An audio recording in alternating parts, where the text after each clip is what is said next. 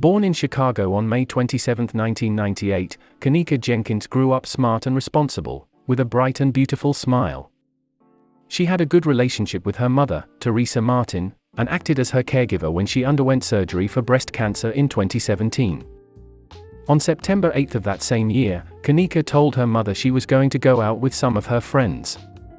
She told her they would be going bowling and then to a movie to celebrate her getting a job at a nursing home.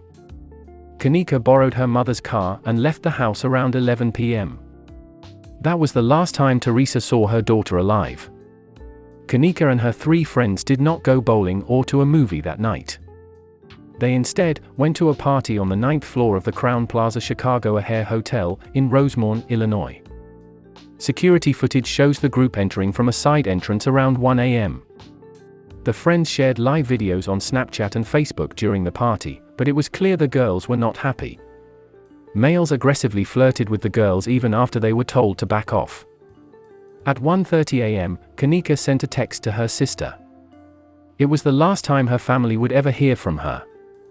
Around 3 a.m., the girls decided to leave the party. In the hotel lobby, Kenneka realized she had left her belongings, car keys, and cell phone back in the room. Some sources claim the girls left her alone in the hotel lobby, while others say they left her in the hallway on the 9th floor by the elevator. Wherever they left her, all 3 of her friends went to retrieve Kenneka's belongings from the party and left her alone. They were gone for about 10 to 20 minutes. When the group returned to where they had left Kenneka, she was gone. The friends searched the hotel trying to find her, but had no luck. Between 4 and 4:30 a.m., they decided to call her mother, Tereasa, to let her know they couldn't find her daughter. They asked if Kenneka had maybe gone home without them. When they learned that she hadn't, they drove to Tereasa's house and brought her back to the hotel to continue searching. Tereasa didn't trust Kenneka's friend's story, and later said it didn't sound right. She could also tell they had been drinking and were possibly under the influence of other substances. She asked if her daughter had been drinking and they told her she had 1 drink. Kenneka's mother said she didn't handle alcohol very well and that 1 drink would be too much for her. She asked the hotel's front desk for help, but they refused. She requested to see the security footage, or for a security officer to look at it to figure out where her daughter had gone, but they told her only the police could look at the tapes. At 7:15 a.m., Tereasa called 911 about her missing daughter.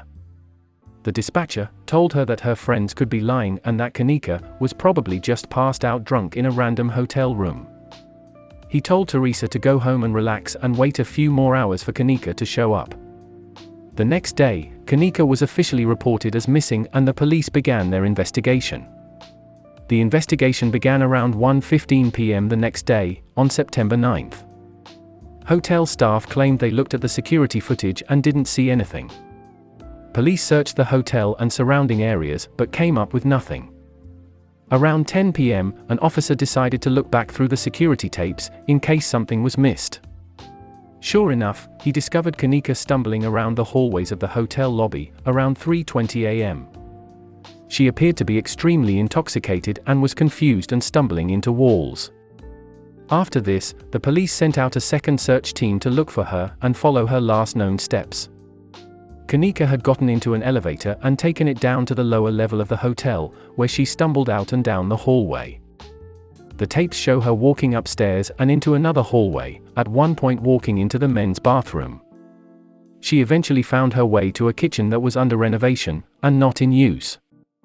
The last known footage shows her walking through this kitchen back towards the double freezer. This freezer had a cooler in front with a second door leading to the freezer areas. The video does not show her walking into the freezer, but it's speculated she opened the door, walked in, and couldn't find her way out again. While this kitchen was under renovation and not in use, the freezer was still on and running as it was being used as an extra storage for food for an upcoming new restaurant in the hotel. The Chicago Tribune reported that the freezer could drop to as low as 8 degrees. Kenneka was found dead around 1 a.m. on September 10, 2017, inside the freezer unit. She was found lying on the floor, hair messy, and with one shoe off. She had been wearing ripped jeans, a crop-top jean jacket, and a white bra.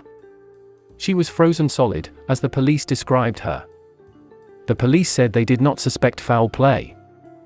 The first autopsy came back saying their investigation was inconclusive, however. Later autopsy reports say she died from hypothermia.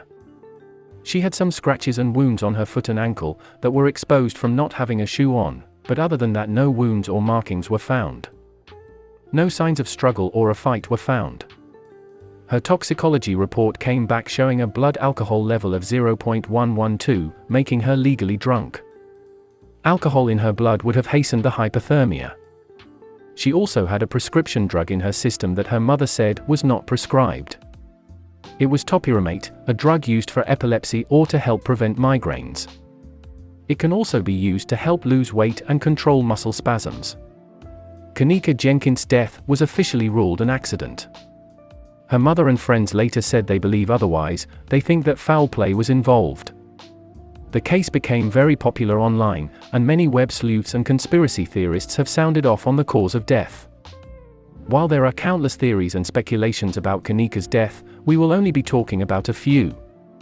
One popular conspiracy theory is that her friends had something to do with her death, though it's important to note that there is no compelling evidence of this. However, some people have speculated that her friends allowed her to be assaulted and killed by someone or multiple people at the party, and then placed in the freezer. But the security tapes show she was not killed somewhere else before entering the freezer. Furthermore, the autopsy showed no evidence of sexual assault. Her friends looked for her for an hour and a half before calling her mother and continued to help look for her after. Others speculate that the hotel had something to do with her death and that her placement in the freezer is a cover-up. Some people believe she was lured into the freezer by someone working at the hotel and locked in. Some say she was killed off camera, put in a black garbage bag, and dumped in the freezer to make it look like she stumbled into the freezer on her own. People find it suspicious that they took out trash so late at night, but it's worth noting that this was a 24-hour service hotel. People say the hotel might have a motive to cover up whatever happened to her, because the party being held at the hotel was purchased using stolen credit cards, and there was underage drinking and illegal drugs being used there.